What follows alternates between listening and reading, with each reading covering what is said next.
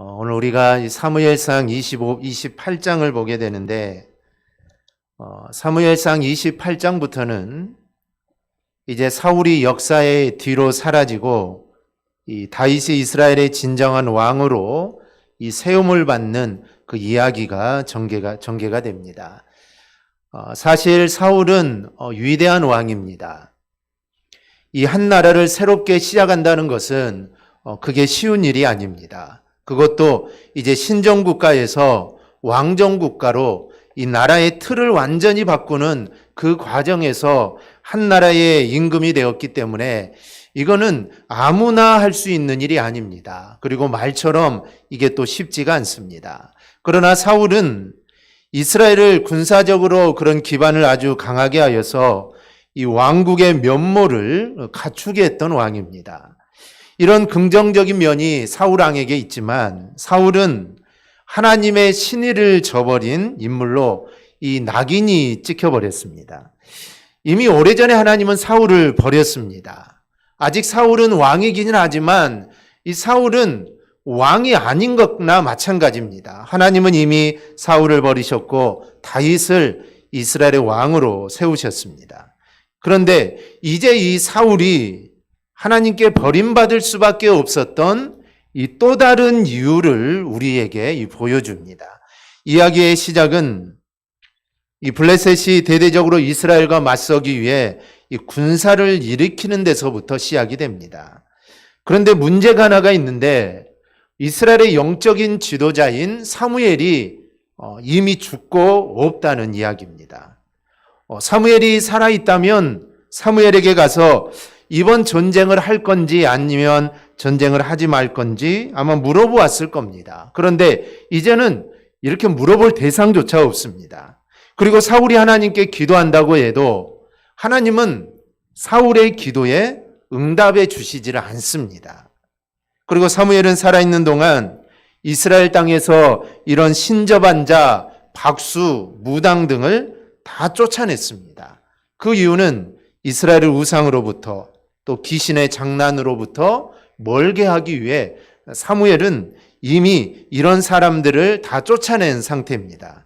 신명기 18장을 보면 그의 아들이나 딸을 불가운데로 지나게 하는 자나 점쟁이나 기륭을 말하는 자나 요술하는 자나 무당이나 진언자나 신접자나 박수나 초혼자를 너희 가운데 용납하지 말라라고 하나님이 말씀을 하십니다. 이 용납하지 말라는 것은 이런 가증한 일을 하는 자는 아예 발견되지 않을 정도로 나타나기 이전에 철저하게 차단하라라는 것입니다.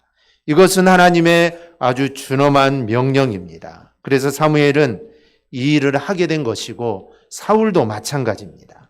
그러니 이스라엘 땅에서 신접한 자나 박수나 무당 이런 사람들을 찾아보기가 힘듭니다. 그러니 그들에게 가서 물어볼 수도 없는 상황이죠.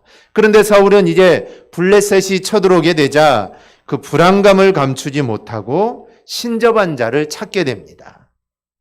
사무엘이 살아있을 때는 마음으로 사무엘을 의지할 건데 이제 사무엘이 없으니 그의 마음이 두려워서 그의 마음을 어디에 둘 곳이 없었던 겁니다. 사실 사울은 하나님을 온전히 신뢰하는데 성공한 적이 단 한 번도 없었던 인물입니다. 블레셋과의 전투에서 선지자 사무엘을 기다리지 못하고 그가 대신하여 하나님께 제사를 드린 적이 있죠.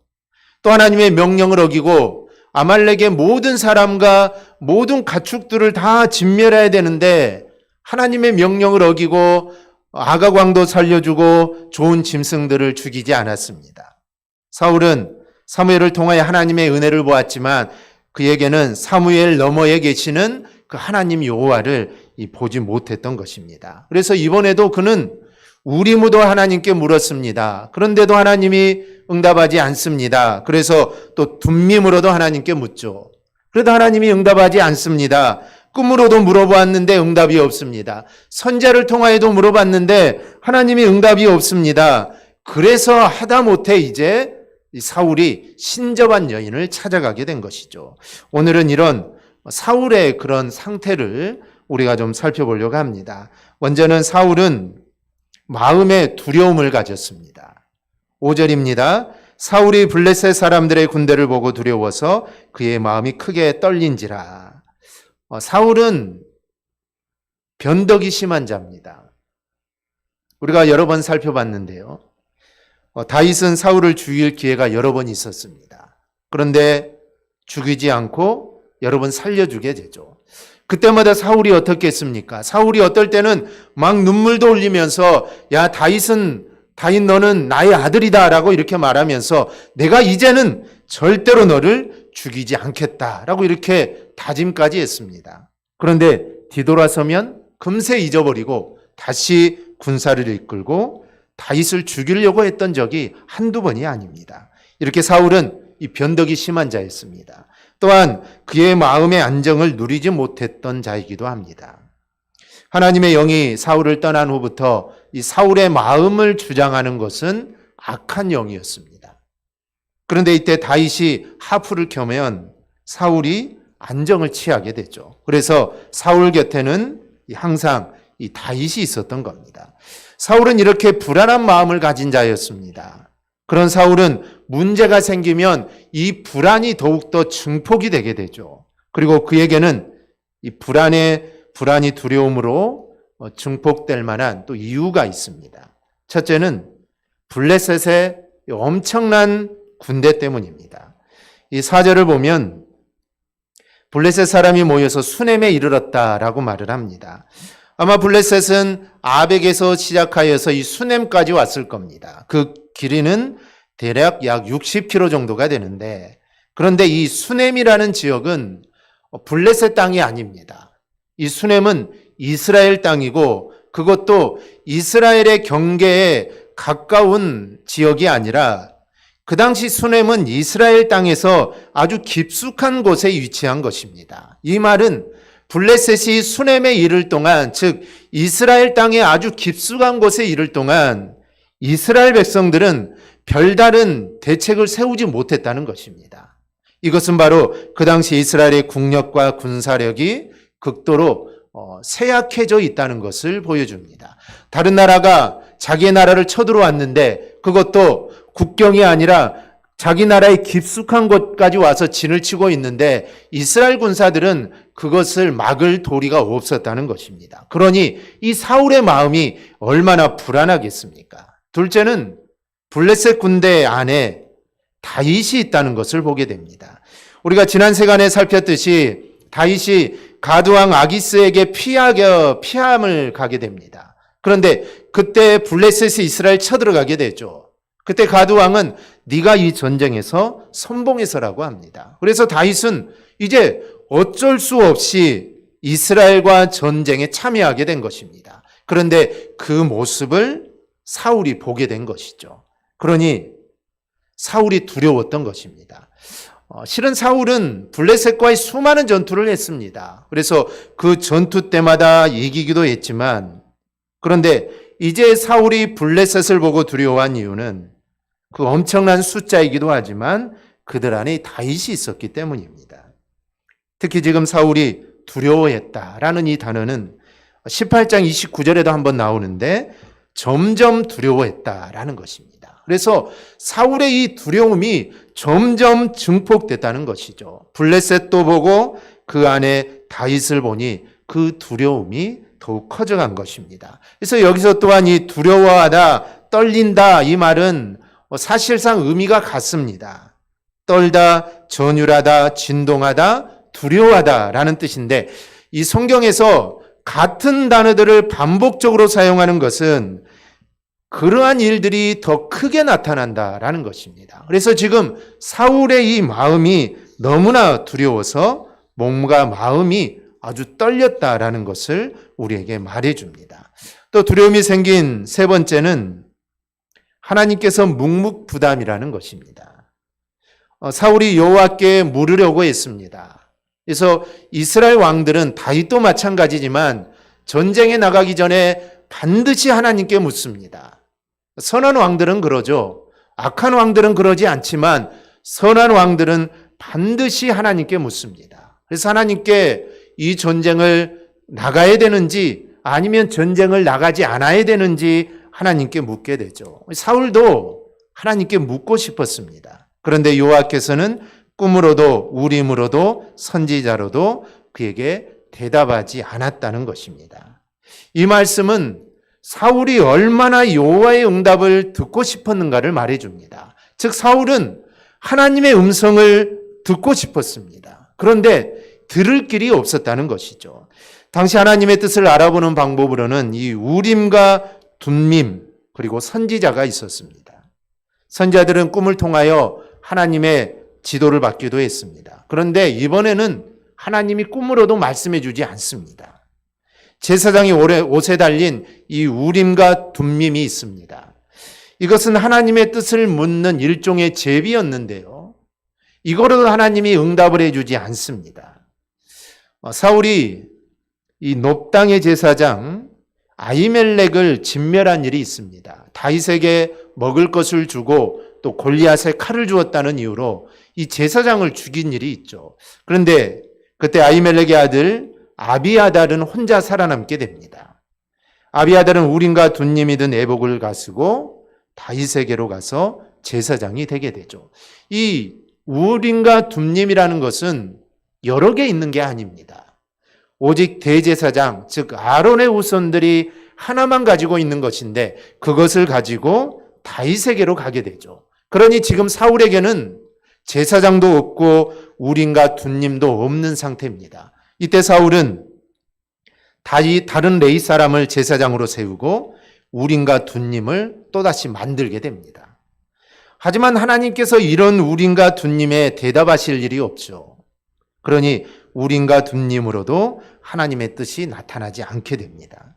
이렇게 그 어느 것으로도 하나님이 응답해 주시지 않으니 사울은 두려울 수밖에 없었던 것입니다. 여러분, 하나님께로부터 아무런 응답이 없는 게 이게 가장 두려운 것입니다. 내가 간절하게 하나님을 부른데, 내가 정말 간절하게 하나님을 찾는데 하나님이 응답을 하시지 않습니다.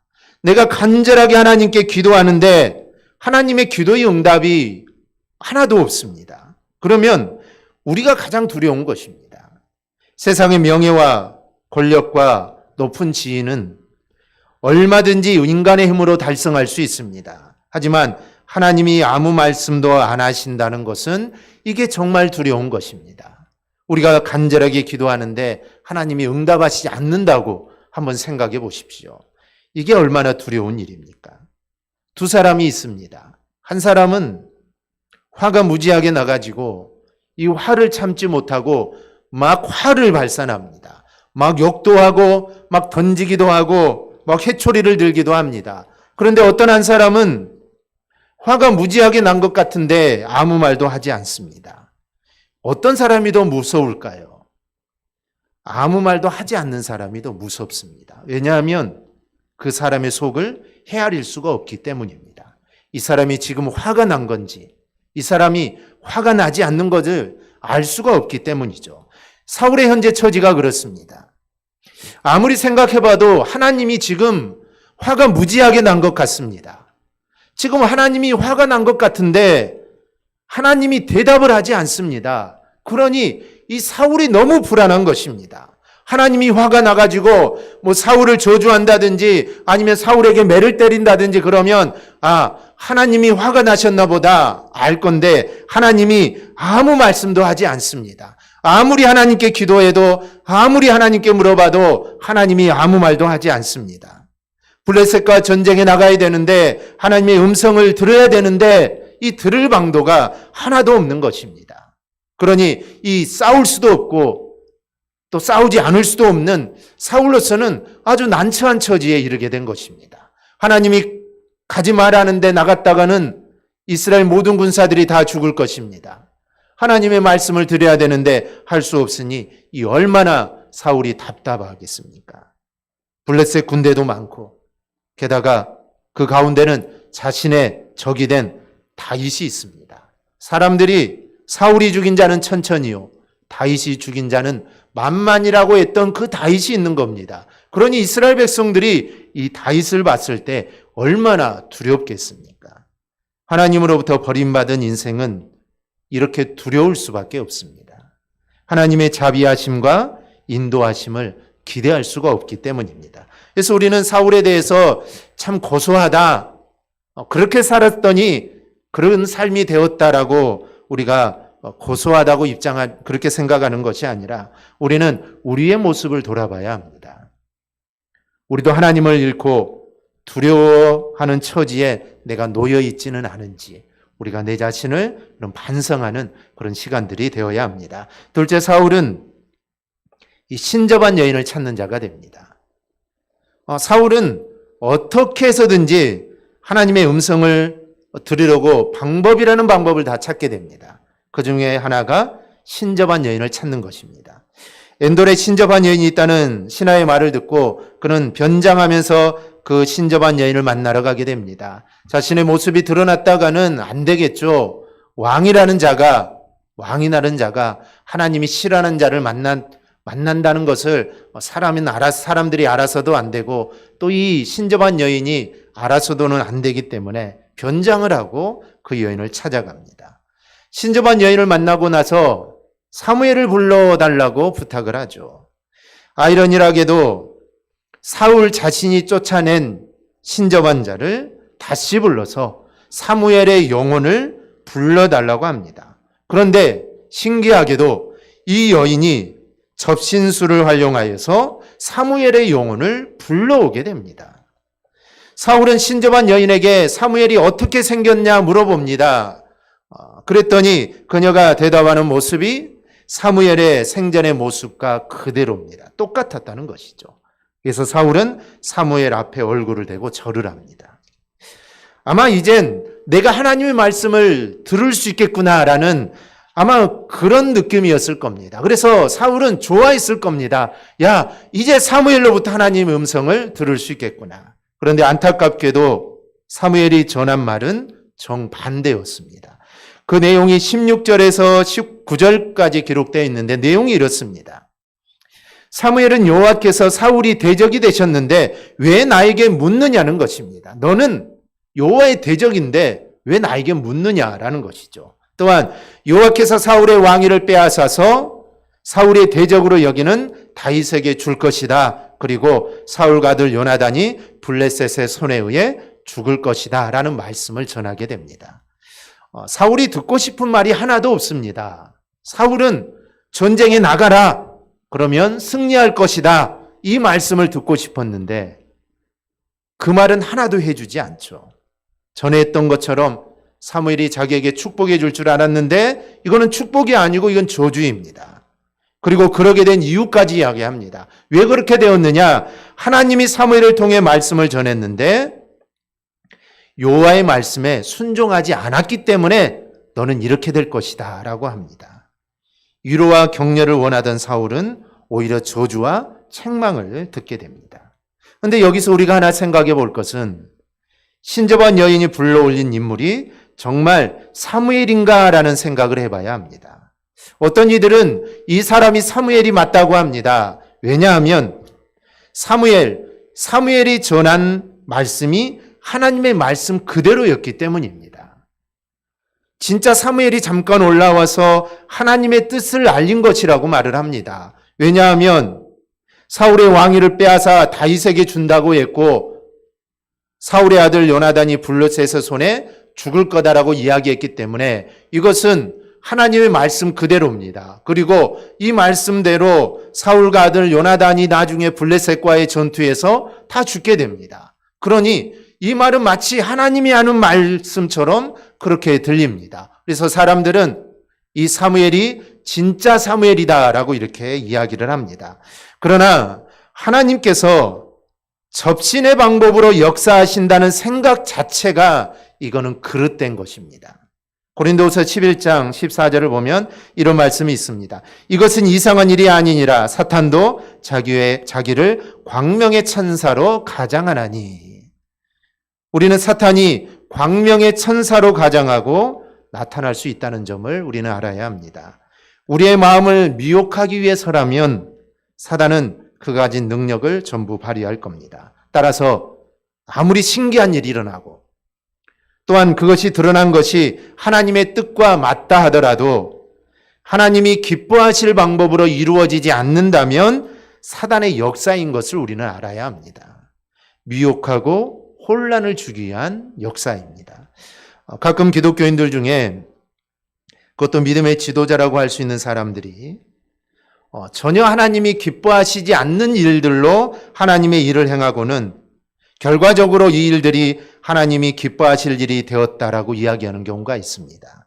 즉 결론적으로 교회의 유익이 되었으니 하나님이 인도하신 것이다 라고 결론을 내립니다. 그런데 그렇지 않습니다.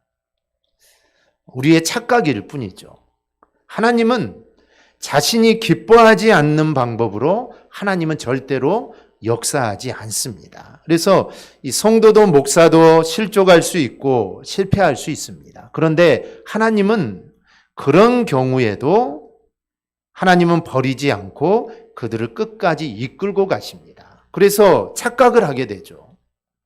자신이 의도적으로 거짓이나 잘못된 방법을 사용했음에도 불구하고 결과적으로 하나님의 인도하심이라고 이야기를 하게 되는 것입니다. 하나님은 하나님이 기뻐하시지 않는 방법으로 절대로 성도를 인도하지 않습니다. 사울이 선택한 방법이 하나님이 기뻐하시지 않는, 즉 하나님의 방법이 아니라는 점은 그 결과로도 알 수 있습니다. 만약 이 신접한 여인이 불러낸 인물이 진짜 사무엘이라면 사울의 이 가지고 있었던 이 불안이 해소가 됐을 것입니다. 하나님의 은혜가 임했으니, 즉 하나님이 그에게 평안을 준 것은 아니지만 그래도 이 인물이 진짜 사무엘이었다면 하나님이 말씀이었기 때문에 그 안에 불안함이 사라졌을 것입니다. 그런데 사무엘을 만난 후에 사무엘로 나타난 악한 영에 의해 사울은 더 불안해집니다. 얼마나 불안했든지 아예 몸져 눕게 됩니다. 기력을 회복하지 못하게 되죠. 그랬더니 신접한 여인이 송아리를 잡아 음식을 만들어 먹인 후에 그제서야 일어나서 자기 자리로 돌아갑니다. 결국 신접한 여인을 찾는 것 자체가 사울이 망하는 길로 간 것임을 우리가 보게 됩니다. 우리는 사울을 비판할 내용으로 보기보다는 우리를 돌아보는 말씀이 되어야 합니다. 우리는 방법으로도 하나님 편에 서야 합니다. 결과만 좋아서는 안 된다는 것이죠. 결과적으로 우리가 어떤 일을 하는데 하나님의 일이라고 하십시다. 하나님을 위한 일을 했는데 결과적으로는 어쨌든 그게 하나님의 일이 이루어졌습니다. 그런데 그 되어지는 과정 또한 하나님의 뜻에 맞는지를 우리는 생각해 봐야 합니다.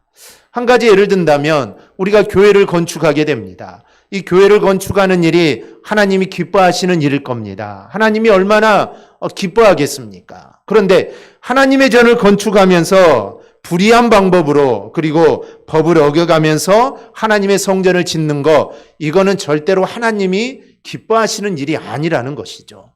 불법으로 법을 어겨가면서 불의하게 사람들을 속여가면서 성전을 아름답게 지었습니다. 그러면 하나님이 야 너희들 정말 잘했다, 하나님이 기뻐하실까요? 그거는 절대로 아니라는 것입니다. 그래서 하나님의 성전을 짓는 것 자체도 정말 불법을 행해서는 안 된다는 겁니다. 정직한 방법으로 정당한 방법으로 하나님의 성전을 지어가야만 그게 바로 하나님이 기뻐하시는 방법이라는 겁니다. 그래서 우리가 하나님의 일을 하는 것뿐만 아니라 세상에서 어떤 일을 하든지 우리가 무엇인가를 이루고자 할 때도 부정한 방법으로 그 일을 이뤄서는 절대로 안 된다는 겁니다. 그 일은 하나님이 절대로 기뻐하지 않습니다.